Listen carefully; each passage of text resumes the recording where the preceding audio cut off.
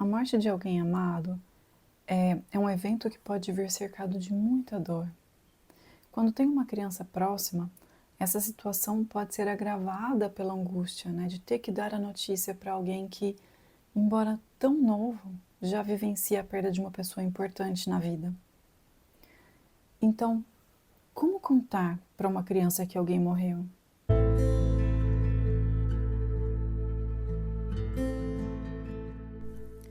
Olá, meu nome é Priscila Gaúna e esse é o Vale Lutar, podcast oferecido pelo Memorial Vale da Saudade, onde falaremos sobre morte, morrer e luto, temas que ainda são considerados tão tabus em nossa sociedade. Nosso papo será sempre de forma simples, buscando trazer informação e boas reflexões para o seu final de semana.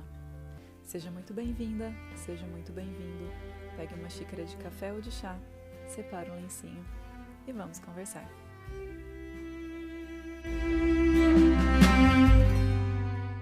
É sempre importante se atentar para qual o entendimento que a criança tem sobre morte e finitude.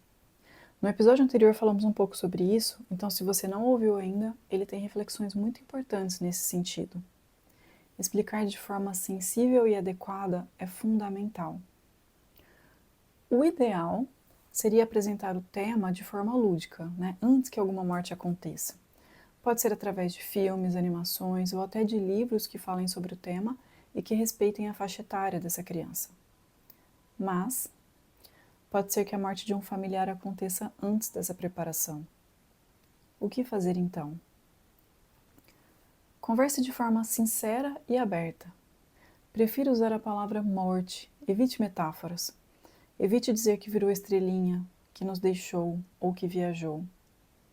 Da mesma forma, evite infantilizar uma criança já maior, que já consegue compreender um pouco melhor o conceito, né, de perda, de morte. Converse com a criança, explique, e se estiver dentro das possibilidades, deixe-a participar dos rituais, né, como velório, enterro, caso ela queira. No próximo episódio vamos falar mais sobre a participação das crianças nesses rituais. É preferível dizer a verdade e então se colocar à disposição para responder as possíveis dúvidas que possam surgir. Outro ponto para se ter atenção é evitar responder aquilo que não foi perguntado. Muitas vezes, por angústia do próprio adulto, um excesso de informações são transmitidas à criança e com informações que ela ainda não é capaz de compreender, né? Ao mesmo tempo, esteja disponível para acolher essa criança em suas dúvidas e sentimentos. Acho que eu vou falar muito sobre isso aqui. Crianças, elas são geralmente muito sensíveis e sentem as mudanças no ambiente. Quando elas não são informadas sobre o que está acontecendo, elas podem se sentir extremamente inseguras, com medo, fantasiando os motivos das mudanças dos familiares, né? Inclusive, elas podem até se culpar por isso.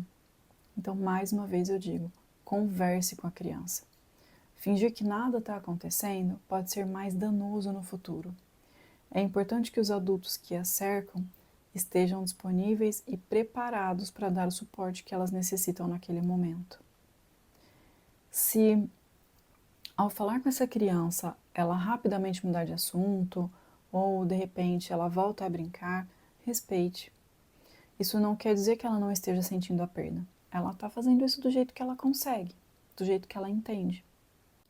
Um parêntese que eu quero fazer aqui, que não está exatamente no quesito de contar para a criança que a pessoa morreu, mas que eu penso que é muito importante, é que vocês deixem que o familiar morto continue fazendo parte da família, né? Então, conte as histórias, relembre data de aniversário, fale sobre os aprendizados, mostre fotos, né? Assim, essa criança ela vai crescer sabendo que aquela pessoa existiu e que é importante dentro da família. Então, voltando para a questão da notícia, né? Enfim, ou desses primeiros momentos, primeiros dias após a morte. Algumas pessoas tendem a esconder a própria dor da criança. Não tenha vergonha ou receio de mostrar como se sente. Quando a criança vê o adulto triste e há espaço para o diálogo, ela também encontra um espaço para ter suas dúvidas respondidas, né? suas apreensões e seus medos acolhidos. E ali ela sente que ela pode também mostrar a tristeza, possibilita que ela vá aprendendo a lidar um pouco melhor com a morte, né? Com a finitude, com o luto. E isso é um aprendizado para a vida toda. Que nossas crianças possam crescer compreendendo que a morte é resultado do processo natural do viver. Espero que o episódio de hoje tenha feito sentido para você. No próximo sábado, vamos falar sobre a presença das crianças nos rituais de despedida. Espero você. Um abraço. Até lá. Podcast Vale Lutar. Aqui morte, morrer e luto são assuntos naturais.